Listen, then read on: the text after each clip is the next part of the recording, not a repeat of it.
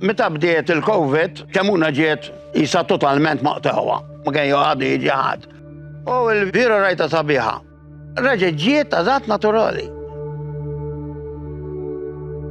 U dakinhar rġajt rajt xi ħaġa antika li kontinna ma nara żmien.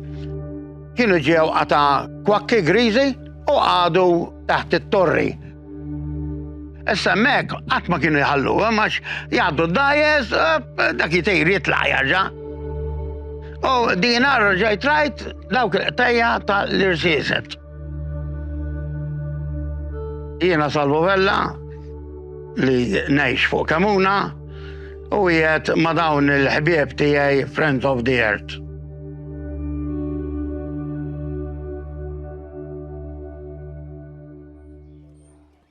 Meta kont għadni żgħir, konna xi 6 familji jew proprja, kulħadd kien jaħdem ir-raba'. Iż-żewġ familji sqallin li kienu nġibu hawnhekk biex jaħdmu r-raba' kellhom 7 tfal magħhom, biex tista' timmaġina kien hawn ħafna ħajja u attività. Kienu jagħmlu fornata darba f'ġimgħa. Kull familja kellha l-ġurnata tagħha.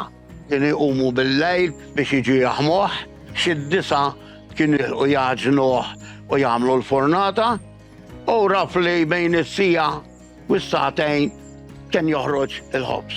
U meta xi darba kienu jiftehmu xi żewġ familji flimkien, il-ħobs kienu jimmarkawh billi jagħmlulu jew salib, jew qasma dritta, qed tifhem biex jarfu l-ħobs ta' min ikun. U jinqasam il-ħobs mal-gżira, apparti il-familji kienu hawn anke nies li jaħdmu fit-torri, nies li jaħdmu l-assa, illi kienu jieħdu pjaċir bih dal-ħobs frisk. Ħobs tal-Malti u ħobs ta' jiġifieri mhux bħal tal-lum daqshekk, ħobs daqshekk, jiġifieri.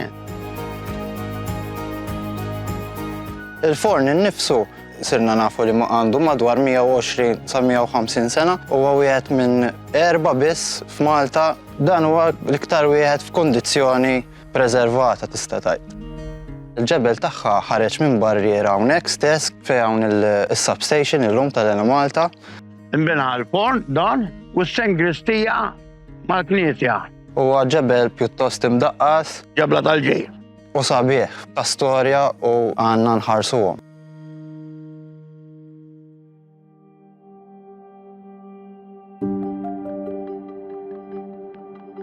Meta kont għadni żgħir ħafna jien, il-lukanda kienet għadha laqas biss imbniet. Mbagħad x'in imbniet il-lukanda kien jiġi dak it-turist biss li ħajoqgħod il-lukanda. Mbagħad wara kienu jiġu gruppi Maltin. Konna rikkampjaw fil-campsite l-antika li kienet f'Santa Marija. Ovvjament konna nfittxu għal biċċiet ta' njam mkisser jew biċċiet ta' siġar imwaqqajn. U dejjem konna naraw il-forn hawnhekk magħluq, infatti konna nafu li hawn binja hawnhekk interessanti u xi ħaġa li tesplora, ma ħafna minn bibien kienu għadhom magħluqin.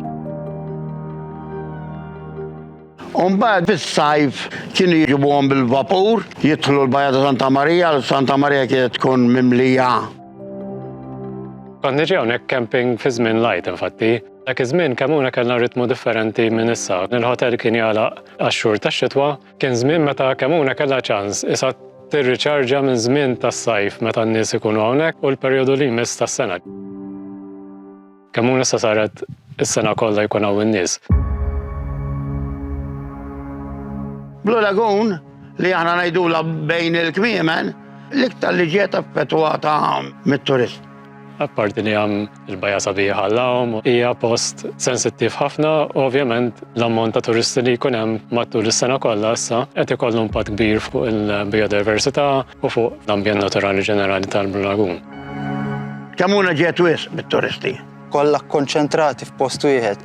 Tibda taħseb li niżel xi cruise liner hawnhekk. Il-Blue Lagoon mhix qiegħda waħda, però hemm il-kumplament tal-gżira fejn il-problemi l-oħra ikunu hemmhekk ukoll. L-ammont ta' ħmieġ li nsibu mhux biss il-Blue Lagoon, jibqa' dieħel anke aktar fin-nofs tal-gżira. Huma minn huma ta' Maltin bħalna u jista' jkunu barranin. Kull min jiġor xi ħaġa miegħu mhux kapaċi joħodha lura, iwassalhom qar Blue Lagoon fil-post fejn jinġabar iż-żibel, ħala jaqbad jitlaqgħu raħ jarmija. Ħafna żibel hekk. Pineapples, b'evidenza li l-ġrieden qed jagħmlu festa minn fuqhom dawn u jipproliferaw. Il-ġrieden ta' detriment anke għall-asafar li jbejtu hawnhekk, asafar li n-numru tagħhom qiegħed jonqos. Nistgħu nsemmu bħala eżempju l-garnija. Jiġi żmien li veru jkinaw ġrieden fuq xulxejn. U ż-żibel huwa driving factor tiegħu dan. Maħniex qed ngħidu li għandhom ma jkunx hawn turisti f'Kemuna, fatti t-turiżmu u Kemuna naħseb huwa l-isbaħ post għal nies li japprezzaw il-post. Ta' min wieħed jiftakar li Kemuna hija sit ta' natura għalfejn. Ġifieri l-gżira kollha hija protetta. U jisħoq ilha ċertu ħarsien, iżda ma jidhirx li qed isir biżżejjed xogħol. Problemi oħra li hemm huwa l-ammont ta' karozzi li qed jiżdiedu fuq il-gżira. Bħalissa ħafna mit-toroq ta' Kemuna huma ta' trapp. U fis-sajf meta jkun kollox nieċef tara sħaba wara kull karozza li tgħaddi. Ovvjament toħnoq ix-xari tal-madwar u s-sata u l-pjanti l-oħra li jikbru naturali hemmhekk jispiċċaw jinqerdu ġifieri. L-ammont ta' gabbani qed jiżdied li minn gabbana jsiru sitta u kollha bil-mużika tajjat li huwa problema oħra. Il-problemi li tiġib miegħu l-iżvilupp il-ġdid tal-hotel, speċjalment fejn tħoll il-vilel minflok il-bungalows, ġifieri dik hija problema għax ħeġġib popolazzjoni ta' nies indefinittivament, ġifieri mhux bħalma kien qabel u n-nies li kienu jiġu jitilqu lura fil-għaxija. Ġifieri jekk jinbidel dik id-dinamika naħseb il-problemi ta' Kemuna jiżdiedu mhux jonqsu fil-verità. Kemuna konna niġu hawnhekk camping għal mod ta' mistrieħ, ġifieri titlaq il-bogħod minn Nibliet u l-Irħula Maltin u għadda post li jkun utli ħafna għal fejn tista' tikkrea ċentru għal edukazzjoni ambjentali li jista' jitgawda minn kulħadd fl-aħħar tal-ġurnata wkoll. Bħala proġett aħna hawnhekk beħsiebna nagħmlu ċentru ambjentali edukattiv fejn ħaneżebixxu l-flora, il-fawna, in-natura u l-istorja ta' Kemuna u anke tal-Forn innifsu. Beħsiebna nilqgħu wkoll lill-pubbliku ħajkollna xi workshops, għandna kmamar hawnhekk beħsiebna nirranġaw nfornuhom b'tali mod li jistgħu jilqgħu lill-viżitaturi. Infatti bħala Friends of the Earth norganizzaw kampijiet fuq temi ambjentali u l-idea li daw il-kampijiet ftit minnhom jibdew isiru hawnhekk ukoll. Bħala Friends of the Earth nixtiequ li nagħmlu dan iċ-ċentru sostenibbli kemm jista' jkun, kemm bħala enerġija, kemm bħala ġbir ta' ilma, maniġjar tal-iskart tagħna stess. Speċjalment minħabba l-identità tal-gżira nifisha fejn l-affarijiet mhux faċli kemm iġġibhom u laqas soħodhom lura. Ġifieri l-idea hi li speċi dan l-aspett joħroġ iktar hawnhekk. Bħala ħażna ta' elettriku ħankunu qegħdin nagħmlu pannelli fuq il-bejt, ħankunu anke nużaw il-bejt biex niġbru l-ilma għaw bjut mhux ħażin għandna niġbru l-ilma s-sena kollha. Jaf nagħmlu xi partijiet fejn kabru xi ħxejjex ukoll u anke beħsiebna nagħmlu kaxxi tan-naħal u jkollna l-għasel ukoll hawnhekk għall-pubbliku. Bħala spejjeż jidher li hawn konsideralment spejjeż xi ntnefqu. Qed naraw madwar 800,000 euro biex nagħmlu t-tibdil infrastrutturali. Bħala proġett in ġenerali ġifieri bl-affarijiet edukattivi u hekk qed nitkellmu għal miljun jew miljun u nofs euro ġifieri ammonti sostanzjali ġifieri. U bħalissa qed napplikaw għal fondi tal-Unjoni Ewropea.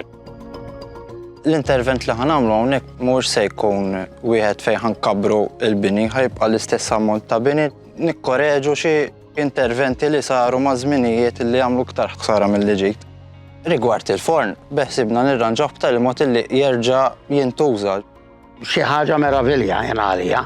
Sabiħ li jarġa' jiġi kieku kif kien fin-natural tiegħu. Veru jiġi sabiħ ħafna. Mhux kollox jisu mitluq, kollox jisu żdungat. F'dal-aħħar 15 sena kull darba ninġi hawnhekk dejjem nara l-post jiddegrada aktar u aktar ġifieri. Ovvjament l-ispejjeż iktar jolgħu biex tirranġa fil-verità. Tana ġie abbandonata hawnhekk għal żmien twil qegħdin fiċ-ċentru tal-gżira fejn ħafna mit-turisti jgħaddu u Kemuna hija ġawra tal-Maltin u ta' min nindukraw hawn nieħdu ħsiebha. U tajjeb li nipproteġu ikun ta' aspirazzjoni wkoll għal proġetti oħrajn fil-futur fejn nies oħra jibdew jagħmlu iktar proġetti sostenibbli hekk. Jgħixt issa 72 sena fuq din il-gżira, tant sabiħa u nispera li tibqa'.